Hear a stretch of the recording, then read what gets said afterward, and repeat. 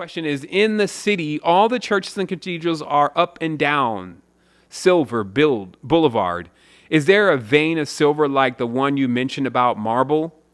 And is it to fight supernatural vampires? Okay, so maybe a little bit too many Netflix movies, but the reality is that churches are built generally, especially if a craftsman has built this church, meaning one who is aligned with the Society of Builders, which is also known as Masonry and Freemasonry, accepted and unaccepted, that these buildings are generally built on ley lines. What ley lines are is when you're in the spiritual plane, you'll find that there is actually highways, no different than the highways that we drive our cars down, but souls are going down them. These are also synonymous to when you look in the ocean, you see the tides, you see the currents moving in specific places. This is the ley line crossing into the ocean.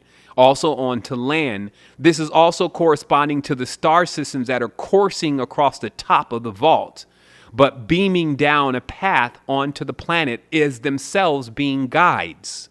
So when a person dies, they see the guide or the light, and then they jump on the highway of life.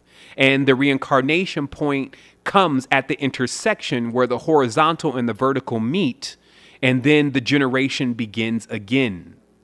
So churches are built on top of generally sacred sites and grounds where the ancestors, through simple dowsing and also observing nature and what is growing around certain areas, could actually map out these areas and use them as the places to where everyone met.